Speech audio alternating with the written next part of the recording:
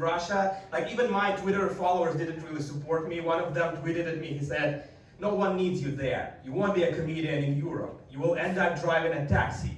And I was like, "Oh yeah? Take that, haters. I don't know how to drive." I'm good with comebacks, so yeah, and I've been looking for a new place to live ever since, and I did a show in Montenegro, and after the show, local guys come up to me and they're like, "How do you like our country?" And I have a problem, I don't really share my feelings. I usually have really long inner monologues, and then I share just my conclusion, and I think it's and I think, oh, it's a beautiful country, but it's too small. I guess it would be boring to live here, so I prefer to have a career in Europe or in America, but I could retire and come back and spend my last years here in Montenegro. That's what I thought. What I said was, I would like to die in Montenegro. I guess it was my last show there. But that's how my brain works and how like my family's brains work. Because one day my grandma called me and she said, "You are the last living man in our family. Everybody else is dead. You are our only hope." Okay, happy birthday. And that's how it works, and we're all unhappy all the time. Like a couple years ago, I was on the subway still in Russia, and it was the Christmas time, and my wife texted me, she's like, "What do you want for Christmas?" And I don't want anything, because I've never gotten anything in my childhood, so I stopped wanting things at some point, because it's too painful to not get anything. So I don't want anything, but my wife insists, she's like, "Choose something, I want to make you happier."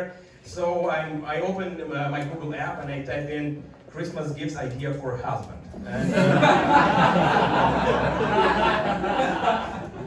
and I'm choosing my gift on this website with knives. For some reason, knives are a good gift for a husband. I don't know why. And at the point I realized that some guy is sitting next to me and he's staring at my phone. And I'm still in Russia, and it's a very homophobic country, and I realized that I have to explain myself. So I turned to him, but he's smiling. He's like, "So you gay guys have the same problems?" I'm like,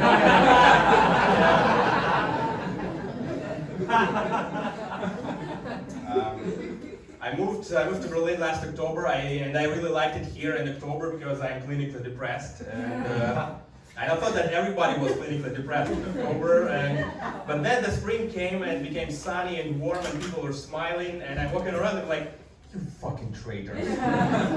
I thought we were on a team, but you're fucking happy, I fucking hate you." But mostly I really like Germans because they are very disciplined. Like I live in Neukölln and my neighbors are German, which is rare. And a couple of weeks ago they were fucking through the whole evening really, really loudly, but they stopped exactly at 10 p.m.